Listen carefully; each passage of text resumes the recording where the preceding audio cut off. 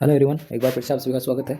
आज के कुछ इंपॉर्टेंट क्वेश्चन है वो इस प्रकार रहेंगे। पहला क्वेश्चन है, during abdominal assessment which of the following sequence the nurse should follow. यानी कि एब्डोमेन के असेसमेंट के लिए नर्स है वो कौन सी सीक्वेंस है वो फॉलो करेगी। सबसे पहले इंस्पेक्शन करेंगे, पाल्पेशन करेंगे, परक्यूशन करेंगे, ऑस्कल्टेशन करेंगे। Inspection, percussion, auscultation, palpation.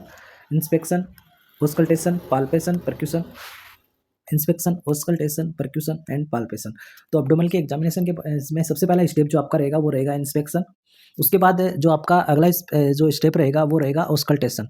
तो इसमें पाल्पेशन ये नहीं होगा, इसमें परक्यूशन ये नहीं होगा, इसमें ऑस्कल्टेशन है और इसमें ऑस्कल्टेशन है। उसके बाद अपन क्या करेंगे, ऑस्कल्टेशन के बाद अपन करेंगे इसमें परक्यूशन। तो इसमें आपका थर्ड ऑप्शन पाल्पेशन है तो ये नहीं होगा, इसमें परक्यूशन है और फिर लास्ट में पाल्पेशन करेंगे। तो डी ऑप्शन है वो आपका इसका राइट आंसर या राइट सीक्वेंस रहेगा एब्डोमेन के असेसमेंट के अंदर। फिर नेक्स्ट अगला क्वेश्चन है, fruit sugar is also known as. यानी कि फ्रूट शुगर को किस नाम से अपन जानते हैं। फ्रक्टोज, सुक्रोज, माल्टोज और लेक्टोज। जो फ्रक्टोज है उसको अपन फ्रूट शुगर के नाम से जानते हैं, तो ए ऑप्शन आपका राइट आंसर हो जाएगा। फिर नेक्स्ट है, fear of high palace is called. यानी कि हाई पैलेस के से डर लगना, इसको किस टर्म के नाम से जानते हैं। Acrophobia, xenophobia, algophobia and claustrophobia. Claustrophobia है वो क्लोज स्पेस से डर लगना। एल्गोफोबिया है उसको पेन से डर लगना। जिनोफोबिया है उसको स्ट्रेंजर से डर लगना। और एक्रोफोबिया है उसको हाई पैलेस से डर लगना। तो ए ऑप्शन है वो आपका इसका राइट आंसर हो जाएगा। नेक्स्ट है, who is the father of bacteriology. यानी कि बैक्टीरियोलॉजी के फादर कौन है। Robert Koch, Alexander Fleming, Joseph Lister और रॉबर्ट हुक। तो जोसेफ लिप्सर है उसने एंटीसेप्टिक सर्जरी के फादर कहते हैं। अलेक्जेंडर फ्लेमिंग ने पेनिसिलिन की खोज की थी और जो रॉबर्ट कोच है उसको बैक्टीरियोलॉजी के फादर कहते हैं। तो ये ऑप्शन आपका इसका राइट आंसर हो जाएगा। फिर नेक्स्ट अगला क्वेश्चन है, mycobacterium leprae is also known as. यानी कि माइकोबैक्टीरियम लेप्राई को अपन किस दूसरे नाम से जानते हैं। Hansen disease, Hansen bacilli, Koch bacilli, comma bacilli, all of them. तो जो आपका माइकोबैक्टीरियम लेप्राई है उसको अपन हेंसन बेसिलाई के नाम से जानते हैं। ये ऑप्शन इसका आपका राइट आंसर हो जाएगा। फिर नेक्स्ट है, which immunoglobulins is transported across the placenta and provide passive immunity to the newborn. यानी कि ऐसी कौन सी इम्यूनोग्लोबिन है जो कि ट्रांसपोर्ट होती है बाई प्लेसेंटा के द्वारा और जो फिट न्यूबॉर्न है उसको कौन सी इम्यूनिटी प्रोवाइड करती है, पैसिव इम्यूनिटी है वो इसको प्रोवाइड करती है। तो ऐसी कौन सी इम्यूनिटी है जो ट्रांसफर होती है प्लेसेंटा के द्वारा। IgA, IgG, IgM, IgE। तो IgE है वो आपको फ्लूइड इम्यूनिटी है, जो टीयर है, ब्रेस्ट मिल्क है, इसमें पाई जाती है। और IgG है वो क्या करती है, सेकेंडरी रेस्पॉन्स शो करती है और ये क्रॉस करती है प्लेसेंटा को।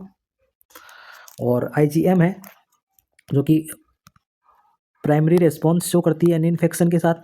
और IgE है वो आपको एलर्जिक कंडीशन के अंदर दिखाई देती है। तो जो प्लेसेंटा को क्रॉस करने वाली जो इम्यूनोग्लोबुलिन्स है वो है IgG। तो बी ऑप्शन है वो आपका इसका राइट आंसर हो जाएगा। फिर नेक्स्ट अगला क्वेश्चन है, which white blood cell is responsible for the production of immunoglobulins. यानी कि ऐसी कौन सी WBC है जो कि रेस्पॉन्सिबल होती है प्रोडक्शन ऑफ इम्यूनोग्लोबिन्स के प्रोडक्शन के लिए। ऐसी कौन सी WBC है वो रेस्पॉन्सिबल होती है। B lymphocyte, T lymphocyte, neutrophils and monocyte. तो जो बी लिम्फोसाइट है वो है रेस्पॉन्सिबल होती है इम्यूनोग्लोबिन्स के प्रोडक्शन के लिए। तो ए ऑप्शन है वो आपका इसका राइट आंसर हो जाएगा। फिर नेक्स्ट अगला क्वेश्चन है, normal serum potassium level is. यानी कि नॉर्मल जो सीरम पोटेशियम लेवल है वो कितना होता है। 3.5 to 5.0 मिलीक्यूलेंट पर लीटर, 135 to 145 मिलीक्यूलेंट पर लीटर, 9 to 10.5 mg पर डेसीलीटर, या 1.8 to 2.6 मिलीक्यूलेंट पर लीटर। तो जो आपका पोटेशियम का जो लेवल होता है वो होता है 3.5 to 5.0 मिलीक्यूलेंट पर लीटर। ए ऑप्शन इसका राइट आंसर हो जाएगा। 135 से 145 जो मिलीक्यूलेंट पर लीटर होता है वो होता है सोडियम का लेवल। और जो 9 से लेके 10.5 mg पर डेसीलीटर है वो होता है आपका कैल्शियम का लेवल। और जो 1.8 से 2.6 मिलीक्यूलेंट वो जो होता है वो होता है आपका मैग्नीशियम का लेवल। ठीक है, ये चारों वैल्यूज आपको ध्यान में रखनी है। इनमें से क्वेश्चंस पुटअप होता है जरूर, हर एग्जाम में क्वेश्चंस पूछा जाता है इन चार वैल्यू में से। ठीक है, नेक्स्ट अगला क्वेश्चन आपका है, which of the following is a common symptom of active tuberculosis. यानी कि इनमें से कौन सा एक कॉमन सिम्टम है जिसमें एक्टिव ट्यूबरकुलोसिस के पेशेंट के अंदर ऐसा कौन सा सिम्टम्स है वो जो कॉमनली पाया जाता है। Marked weight loss, dyspnoea on exertion, mental status change या पाल्पिटेशन। तो जो ट्यूबरकुलोसिस के अंदर जो एक्टिव जो कॉमन सिम्टम जो पाया जाएगा वो है इसके अंदर कि पेशेंट के अंदर वेट लॉस होना स्टार्ट हो जाएगा। तो मार्क्ड जो वेट लॉस है वो इसमें अंदर दिखाई देता है। नेक्स्ट है, which of the following sign and symptom in a salicylate toxicity. यानी कि इनमें से सेलिसाइलेट जो टॉक्सिसिटी है उसके अंदर कौन सा साइन एंड सिम्टम देखने को मिलता है? Chest pain, pink colour urine, slow pulse rate और रिंगिंग इन ईयर। तो जो सेलिसाइलेट जो टॉक्सिसिटी है, एस्प्रिन की जो टॉक्सिसिटी है, उसके अंदर जो देखने को मिलेगा वो आपको मिलेगा रिंगिंग इन ईयर है, वो इसमें देखने को मिलता है। जो डी ऑप्शन है वो इसका राइट आंसर हो जाएगा। तो इस प्रकार से आज के जो क्वेश्चंस थे वो थे इंपॉर्टेंट क्वेश्चंस। अब ऐसे ही क्वेश्चंस के लिए बने रहना चैनल पे। चैनल को सब्सक्राइब नहीं किया तो सब्सक्राइब जरूर करना, अपने दोस्तों के साथ शेयर जरूर करना। आज के लिए इतना ही, तब तक के लिए थैंक यू।